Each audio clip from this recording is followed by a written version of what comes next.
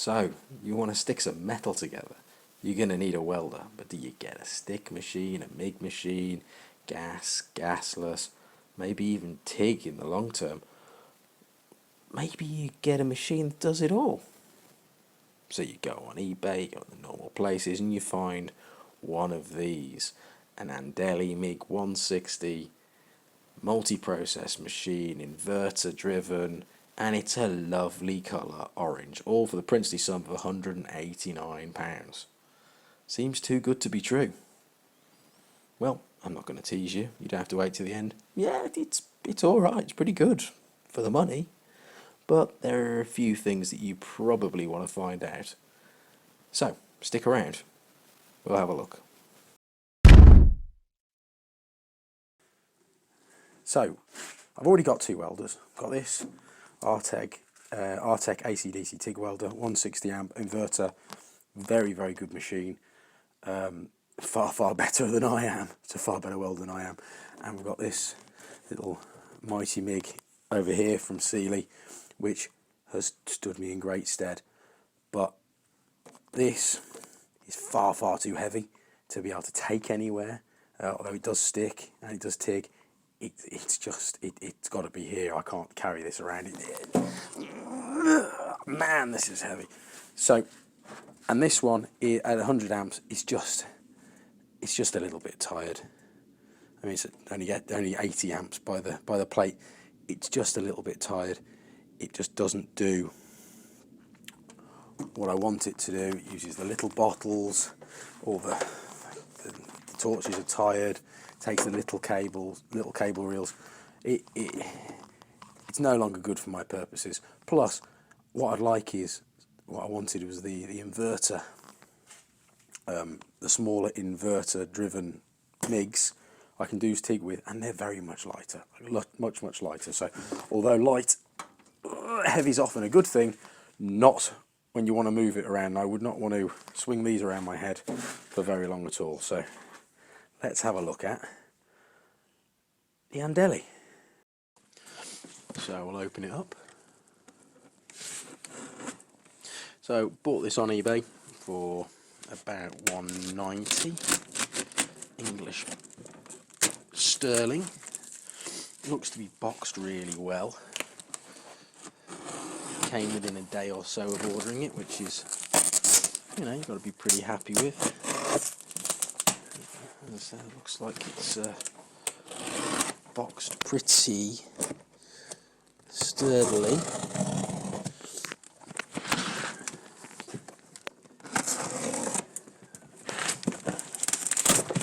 Aha, and we're in.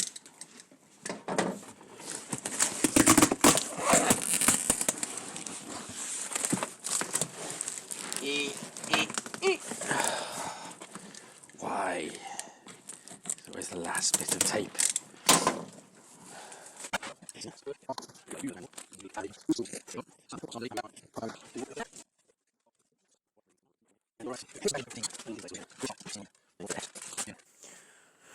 Okay, so unbox. It's I say it is a lovely shade of orange. So you've got a big door on the side. So I've installed my 5 kilo reel of 0.6. It fits really nicely. Bit disappointed. This wide feed unit is a bit chintzy. You can check, okay. Now I've got the wire in there.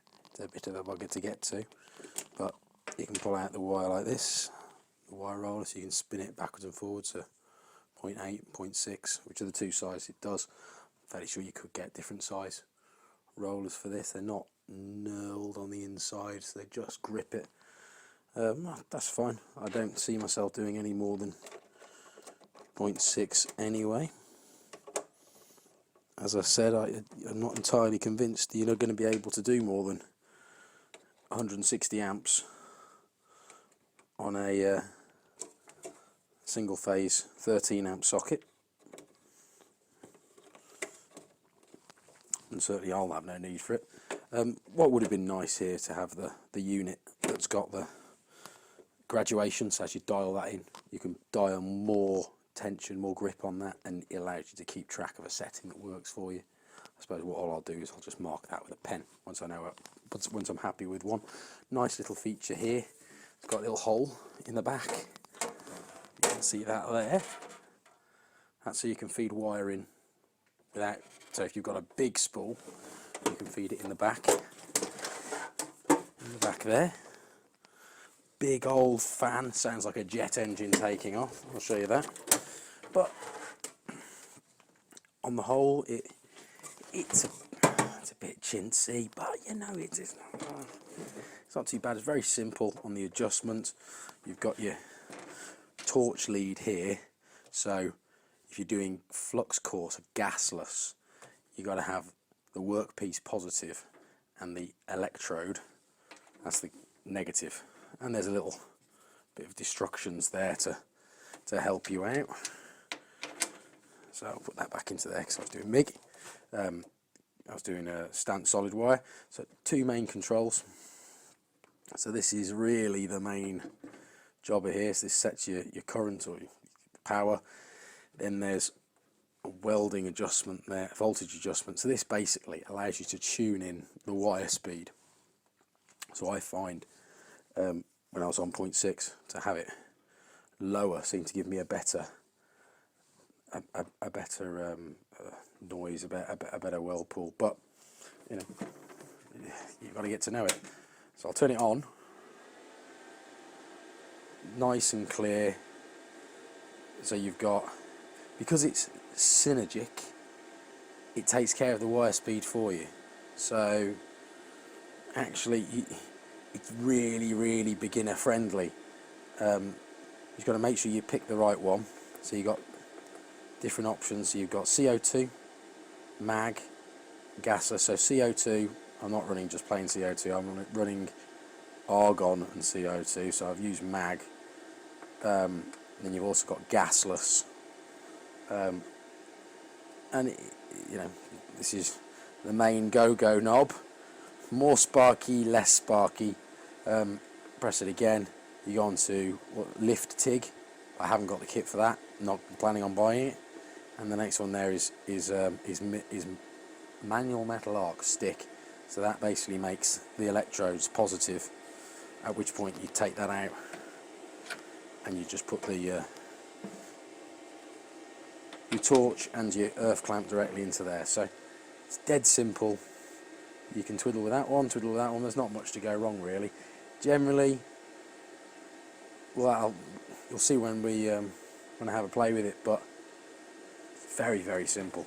So makes a big noise like a jet engine. There you go. Big old fan on the side, you can feel the air vent coming out, so that's going to help it with its duty cycle. So you're going to be able to weld a long time, but really it's a consumer level thing. You're never going to be welding for more than 5 minutes out of every hour, because you've got to prep the material, you've got to fit it up, you've got to work out what you're doing. It's not a production level machine.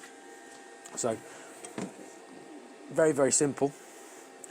I think what we'll do first is we'll get the stick on the go. Oh no, we'll talk about the torch. Talk about the torch first. So let's have a look at the business end. So where you actually get involved with it. So this is the torch. This is an MB15 torch, which is quite good because you can see I've done some welding with this. It comes with, so it's kind of the light duty of the proper torches. It's got the bigger contact tips with the M6 thread, so you've got a bit more meat there. It doesn't have the screw-on shroud, it's got the little thing there, so you know, it just pushes on. Come on.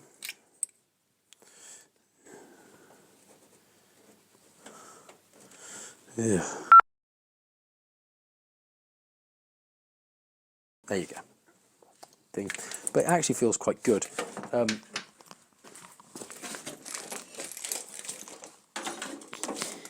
If you compare it to my Sealy Mighty MIG, a similar kind of cost machine, I mean, difference is, you know, in the hand is massive. So that's got a nice positive action. It's got a rubbishy little clicks. I mean, this is an old machine, still works, but you can see a totally different level of torch. So that's obviously something in its favour. But beware, you're only getting, with this, you're only getting one tip, and that's a 0.8.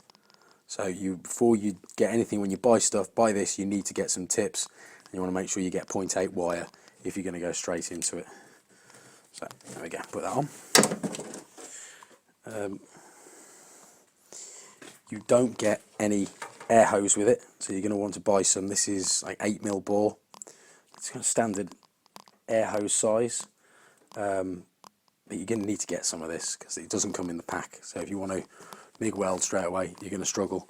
Oh, it comes with the worst face shield ever, but actually something useful? No.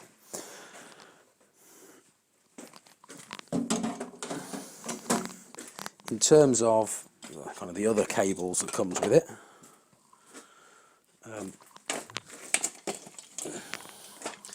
these are they're okay actually. This is the earth clamp, lots of copper. The actual clamp itself is a bit chintzy. I'll put some measurements like up here maybe, or maybe down there, and compare it to my TIG welder and to my other MIG, but it comes out quite favourable. The cable's quite alright, it's okay, it does the job well. We look at the electrode holder, the Stinger.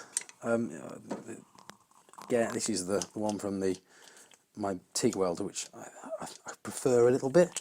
But they've both got that like chunky, big plastic, you know, we're going to last forever kind of feels. And you've got all the different positions inside the electrode, inside the holder there, so you can have it angled down, angled up, straight out, whatever. So it's kind of the intro to the machine. Very, very simple, reasonable feel, you know, fairly sturdy, stout leads, cables, you know, electrode holders. So I think it's time. We need to do something with it. Right, let's weld.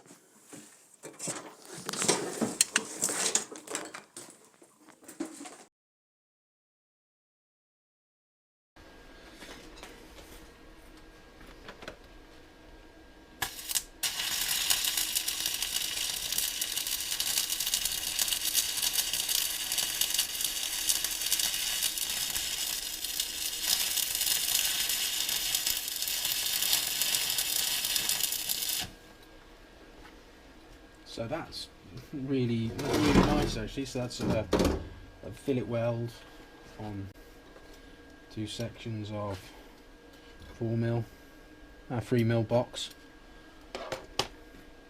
110 amps, 3.2 electrode. That felt quite good actually.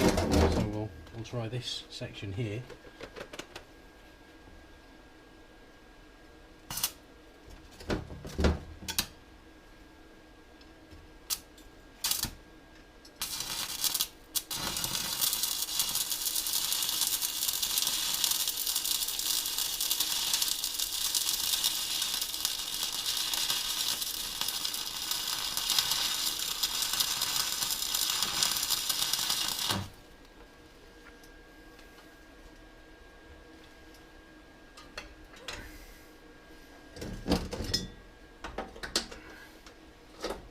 A second to cool.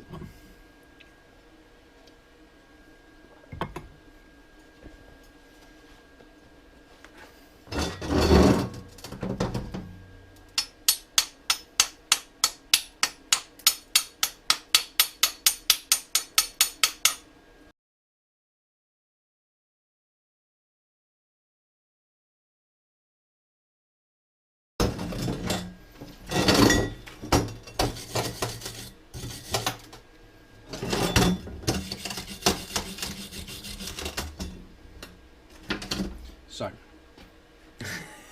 after a lot of faffing around, that was the first one I ran, which is my fault. I mean, he's not getting proper feeling either side. And that one there is looking far more acceptable. Again, not far. I'm not great at stick welding. I'm not a professional welder.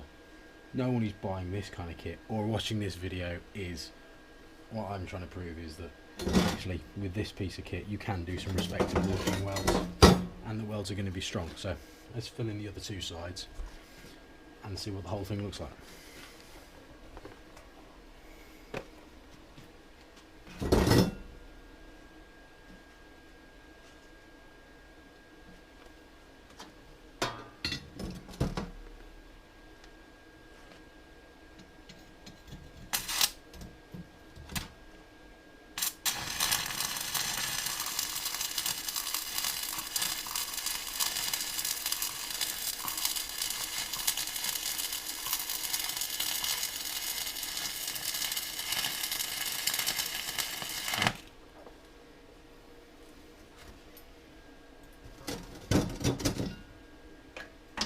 That felt alright. You've obviously got the thin metal there in the corner, so spending more of my time on this section than just dancing over. I'll do the other side now.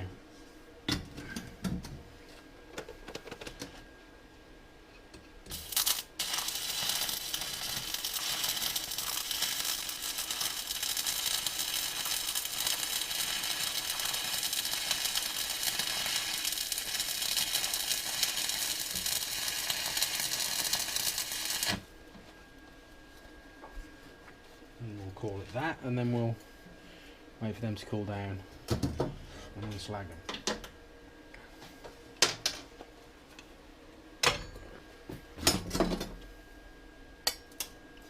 Ah ha ha, that's more like it. And the other side's just dropped off. So now getting my eye in a bit more now, so you can see that literally that's what you want to see, the slag just dropping straight off. And this is what you usually see with my welding. You can see where I started and you can see where I finished. So I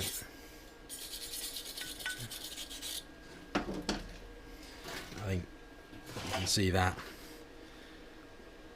as a pretty damn good looking weld for some old idiot in his garage with 180 quid's worth of welding machine. That stick is just one of the three things it does.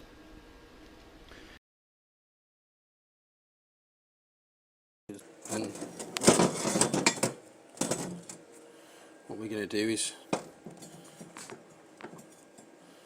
weld that to there, because what else are we going to use this steel for? So let's just get in there, and I'll do a tack first.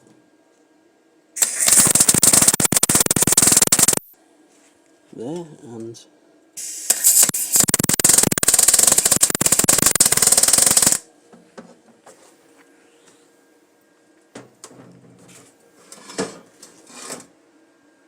so we've got a couple of decent tacks. So we'll just go ahead and start filling these all in, I think.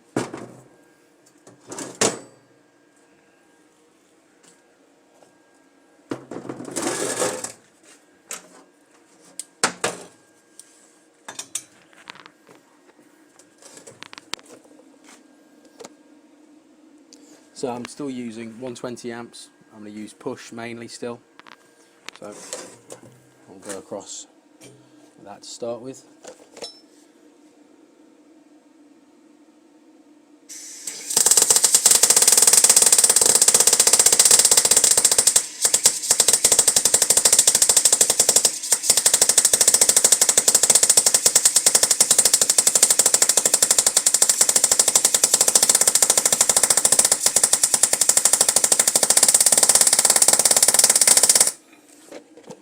So I got just a little bit unsighted towards the end there, but there's a decent looking weld.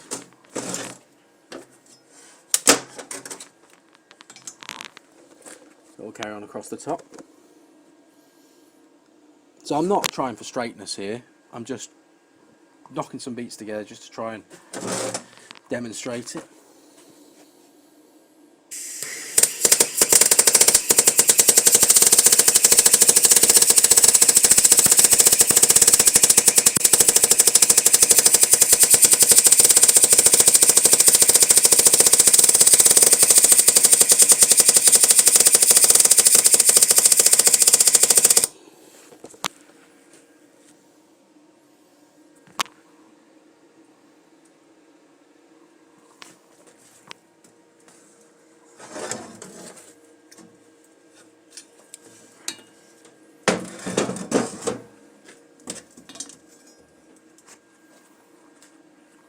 So I've just knocked the voltage adjustment back down to the middle. It just feels like it's not quite feeding fast enough. So I'm still learning the machine.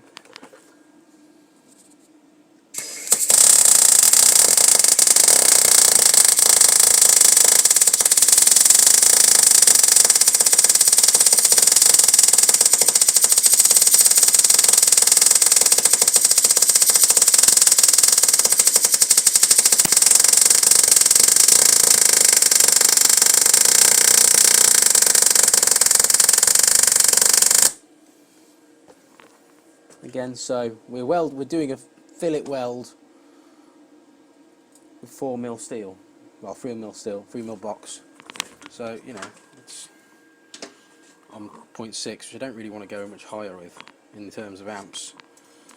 But I mean, it's no, it's looking quite good so far. Let me just tidy that up.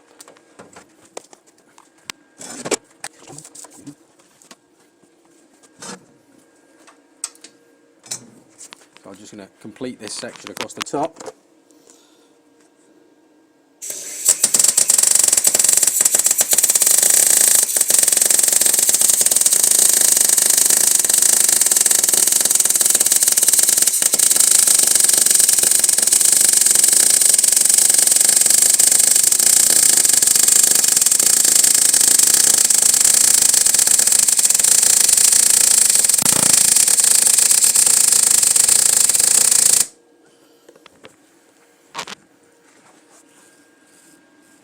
Okay.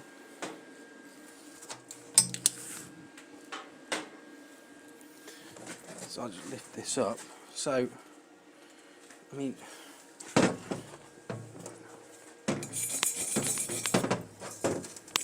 this is first hand. Oh, for Christ's sake! Again, let me just clean that up.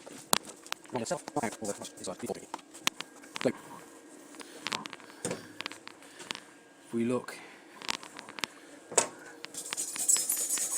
at that, okay, there's some undercutting. You can't quite see that one in there very easily, but again, not the prettiest, but